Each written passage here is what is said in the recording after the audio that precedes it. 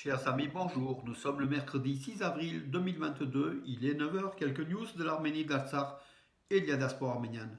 Tout d'abord, comme chaque mois, nous venons de recevoir les nouvelles d'Arménie Magazine, le mensuel le plus titré, le plus, le plus fort tirage de la presse arménienne d'Europe occidentale, qui est très lu, 112 pages, voilà.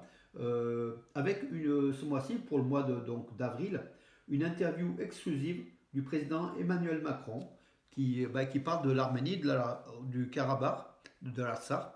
La France n'oublie ni l'Arménie ni le Karabakh, dit le président français qui en 2019 a, a fait voter la journée du 24 avril comme la journée nationale du génocide arménien. Donc voilà, pour ça, chaque année, depuis 3 ans déjà, les préfets, enfin les autorités de la République, commémore officiellement le génocide des Arméniens tous les 24 avril, en dehors des manifestations des communautés arméniennes qui organisent. Comme par exemple à Valence, cette cérémonie du préfet aura lieu au parc Chouvet le dimanche 24 avril à 13 h. Suivra après la manifestation normale, régulière de chaque année du 24 avril, organisée par le C24, le comité du 24 avril, Dromardèche, à partir de 13h30 qui est une place Champ de Mars. Puis après, il y aura un défilé à travers la ville, arrivé devant la stèle de Tauros, discours et je vous donnerai le détail des horaires. En tout cas, la cérémonie de la République officielle, c'est à 13h au Parc Chouvet. Suivra après, à 13h30 la manifestation régulière, normale, liée au 107e anniversaire du génocide des Arméniens, ici à Valence. Voilà. Donc voilà, nouvelle d'Arménie. Puis dedans, bien sûr, des reportages sur le Karabakh, l'Arménie, tout y est en fait. Voilà, si vous voulez vous informer de l'actualité arménienne dans le détail, voilà, ça sera nouvelle d'Arménie ou peut-être France-Arménie aussi, qui effectue peut-être des reportages. Voilà. Nicole Pachinian est à Bruxelles aujourd'hui, donc il rencontrera le président Aliyev. Ce sera des rencontres difficiles, a affirmé Nicole Pachinian. Bien sûr, l'intermédiaire sera Charles Michel, le responsable du Conseil de l'Europe à Bruxelles. Voilà, on verra les enjeux de la réunion d'aujourd'hui, bien sûr liés aux relations tumultueuses de l'Azerbaïdjan envers l'Arménie, et puis voilà, les questions des frontières, des prisonniers de guerre, voilà, peut-être des pourparlers aussi qui sont encore entre Yerevan et Bakou pour essayer d'apaiser cela pour une solution de paix. Mais en tout cas, avec le dictateur Aliyev, c'est pas gagné d'avance, comme justement Nicole Pachinian a affirmé que ça va être difficile, et quand il le dit, c'est que ça va vraiment être difficile, tout simplement. Hier soir, manifestation, hier après-midi à Yerevan, deux groupes d'opposition avec des milliers de manifestants ont manifesté contre des nouvelles concessions à l'Azerbaïdjan, justement. Les manifestants, ces groupes de l'opposition, reprochent à Nicole Pachinian de faire des accords de concession territoriale à l'Azerbaïdjan et notamment au Karabakh. Voilà. C'est les blocs Hayastan et Badivounem qui avaient appelé, justement les deux plus importantes parties d'opposition ont appelé à cette manifestation. Voilà, donc l'Arménie craint encore des concessions territoriales face à l'agression, la politique agressive de l'Azerbaïdjan. Et puis peut-être pas la mollesse de Pachinian, mais en tout cas le fait que Pachinian pourrait éventuellement lâcher des territoires. Bon, rien n'est sûr, c'est aussi le jeu de l'opposition de dénoncer. On verra bien les faits aujourd'hui suite à la réunion, et puis dans les semaines et les mois qui viennent. En tout cas, Moscou surveille de près aussi cela. Hier, justement, Pachinian a appelé au téléphone, il a eu le secrétaire d'État américain Anthony Blinken. Lors de la conversation téléphonique, bien sûr, le problème en Artsakh, le rôle de l'Azerbaïdjan qui est agressif, au Sud-Caucase, et puis par rapport à l'Ukraine aussi. Donc tout a été discuté hier, mais a priori, Washington aspire à l'apaisement des relations entre l'Arménie et l'Azerbaïdjan et fait tout pour essayer d'atténuer les tensions. Voilà. qui est une bonne chose. Lors de la guerre de 44 jours, c'était en pleine élection donc américaine avec Trump. Les États-Unis étaient absents, hein, donc étaient absents de tout ce qui était concerné autour de l'Artsakh et de l'Arménie.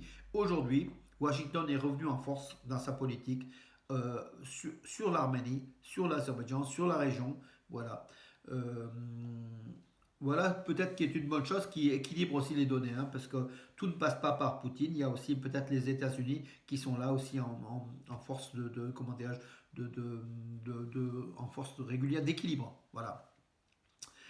Destruction du patrimoine arménien donc à l'UNESCO, donc lors d'une réunion de l'UNESCO qui s'est déroulée à Paris.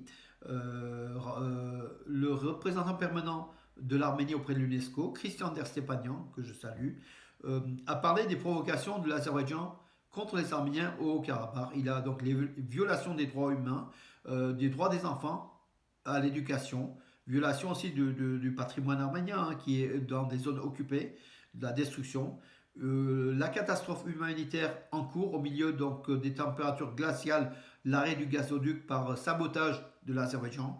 Tout a été dit, donc voilà, donc le Christian Destepanian a montré du doigt la politique le néfaste de l'Azerbaïdjan. Le seul élément, c'est que Madame Alieva, l'épouse du dictateur, finance une partie. Elle est présidente d'honneur d'ailleurs de l'UNESCO.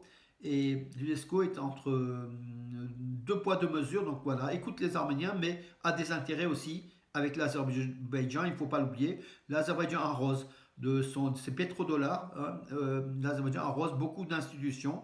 Et l'UNESCO en est une, voilà.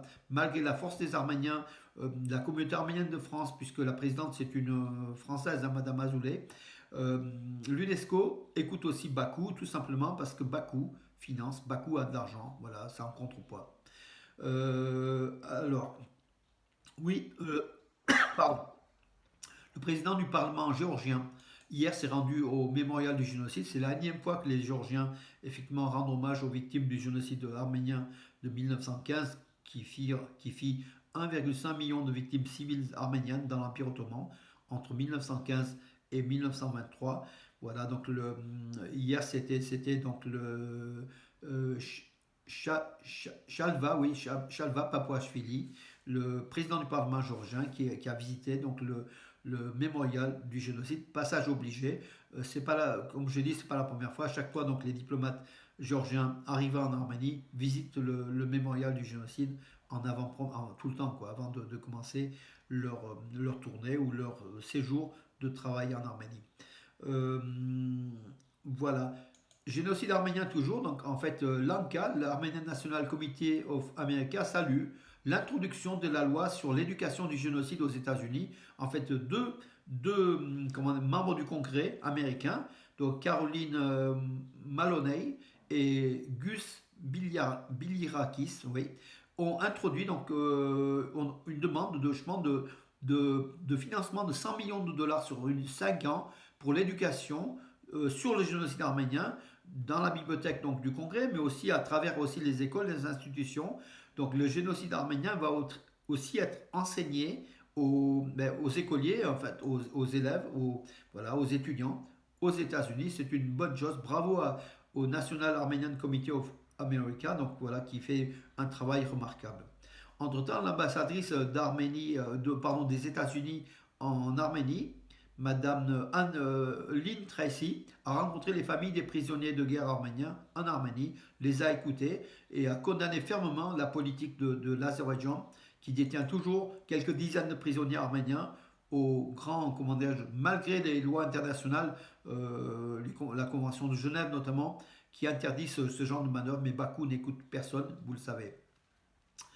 Alors, ben voilà, écoutez, moi j'en ai fait le tour de l'actualité. Oui, la poste arménienne a émis donc hier, avant-hier, pardon, un terme poste sur, pas avant-hier, le 29 mars, un terme poste sur Yeriche Charens, qui commémore, en commémoration donc, de son 125e anniversaire de la naissance. Yeriche Charens qui était né à Kars, alors je vais vous le dire, il était né en 1897 à Kars. Il est mort à Yerevan dans une prison, sans doute décapité, victime des purges staliniennes. Voilà, Yeriche Charens, qui est dans notre cœur à nous tous, hein, donc en Arménie et en diaspora. C'est un poète très très très connu et très très apprécié, voilà. Et il, il écrivait sur la liberté, sur le justement sur l'Arménie, alors qu'il était en Arménie soviétique, il écrivait sur la libération des Arméniens du joug étranger.